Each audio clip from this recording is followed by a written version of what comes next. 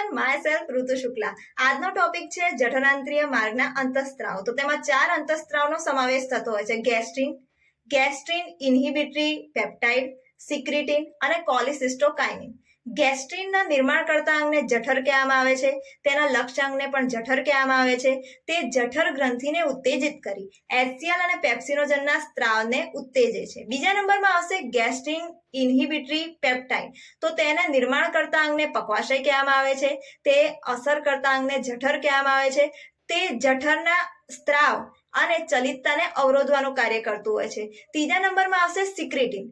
તો તેને નિર્માણ કરતા અંગને પક્વાશય કહેવામાં આવે છે, તેનું લક્ષ્ય 3 છે। પહેલા નંબરમાં આવશે જઠર। તો તે જઠરની અંદર જઠર રસના સ્ત્રાવ અને ચલિતતાને અવરોધવાનું કાર્ય કરે છે। સ્વાદુપિંડની અંદર તે સ્વાદુ રસના સ્ત્રાવને ઉત્તેજે છે, તે પાણી અને બાયકાર્બોનેટના સ્ત્રાવને ઉત્તેજવાનું કાર્ય કરતું હોય છે। ત્રીજા નંબરમાં આવશે યકૃત। તો તે પિત્તરસના સ્ત્રાવનું નિર્માણ કરવાનું કાર્ય કરતું હોય છે। ચોથા નંબરના સ્ત્રાવને કહેવામાં આવે છે કોલિસિસ્ટોકાઇનિન, કે જેને આપણે સીસીકે કહીએ છીએ।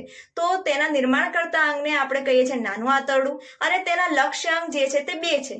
પહેલું નંબરમાં આવશે સ્વાદુપિંડ। તો તે સ્વાદુરસના સ્ત્રાવને ઉત્તેજવાનું કાર્ય કરે છે, તે પાણી અને બાયકાર્બોનેટના સ્ત્રાવને ઉત્તેજે છે। અને બીજા નંબરમાં આવશે યકૃત। તો તે પિત્તરસના નિર્માણને ઉત્તેજતું હોય છે। મારી ચેનલને લાઇક, શેર અને સબસ્ક્રાઇબ કરવાનું ભૂલતા નહીં। Thank you.